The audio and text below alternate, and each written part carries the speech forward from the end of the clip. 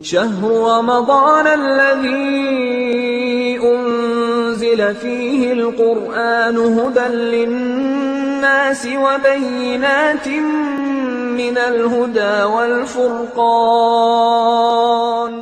14 ماہ مبارک رمضان ہر دعا کی طرح اس دعا میں بھی چند مطالبے خدا کی بارگاہ میں ہے۔ سب سے پہلا مطالبہ، سب سے پہلی دعا پالنے والے، آج کے دن میری لغزشوں، میری خطاؤں، میرے گناہوں کی وجہ سے مجھ سے باس پرس نہ کرنا، میرا مواخذہ نہ کرنا۔ مواخذہ یعنی باس پرس، چند چیزیں ایسی ہیں جس کی وجہ سے خدا عالم دنیا اور آخرت میں اپنے بندے کا مواخذہ کرتا ہے، اس سے باس پرس کرتا ہے۔ پہلی چیز ظلم، دوسری چیز جھوٹی اور ناحق قسم کھانا، تیسری چیز قطع رحم کرنا، رشتہ داروں سے رابطہ منقطع کرنا۔ یہ تین چیزیں ایسی ہیں جس کی وجہ سے خدا اپنے بندوں کا مواخذہ کرتا ہے۔ آج کے دن کی دعا، پہلا جملہ، پہلا فراز، خدایا آج کے دن مجھے میری لغزشوں کی وجہ سے مواخذہ نہ کرنا۔ دوسرا مطالبہ پالنے والے، آج کے دن میری غلطیوں، میری خطاؤں، میرے گناہوں کی وجہ میرے گناہوں کا اقالہ کر دے، میرے گناہوں سے درگزر کر دے۔ اقالہ ایک اصطلاح ہے جو عام طور سے خرید و فروش اور لین دین اور معاملے میں استعمال کی جاتی ہے۔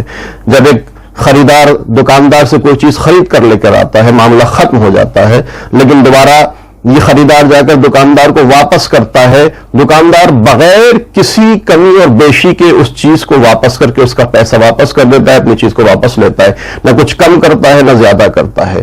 دکاندار کو اختیار ہے کہ وہ واپس نہ لے، واپس لے تو اس کے مقابلے میں کوئی دوسری چیز دے یا کچھ پیسہ کم کر لے، لیکن نہیں، دکاندار بزرگی دکھاتے ہوئے وہ اقالہ کرتا ہے، اسی چیز کو واپس کر دیتا ہے۔ خدا عالم سے مطالبہ یہاں یہی ہو رہا، خدایا میں نے گناہ کیے، میں نے معصیت کی، میرے گناہوں سے درگزر کر دے، اب میرے گناہوں کے مجھے سزا نہ دینا بلکہ مجھے اسی طرح میرے گناہوں کو معاف کر دے۔ اسباب اقالہ کیا ہیں؟ کون سی چیزیں ایسی ہیں کہ جس کی وجہ سے خداوند عالم اپنے بندوں کے گناہوں سے درگزر کرتا ہے؟ 10 چیزوں کی طرف روایت میں اشارہ کیا گیا ہے۔ سب سے پہلی چیز، انسان نادم ہو، اپنے گناہوں پر نادم ہو، ندامت، مصافحہ، محمد آل محمد پر صلوات بھیجنا، اللہم صلی علی محمد و آل محمد، مومن کی تشہیر جنازہ میں شرکت کرنا، لقمہ اول سے پہلے بسم اللہ کہنا، روٹی کا اگر ٹکڑا گرا ہوا ہے تو اسے اٹھا کر کھانا، اطعام یعنی مومنین کو کھانا کھلانا، افطار کرانا، افطار کے وقت دسترخوان پر بیٹھ کر دعا کرنا، استغفار، توبہ اور مناجات خدا کی بارگاہ میں کرنا۔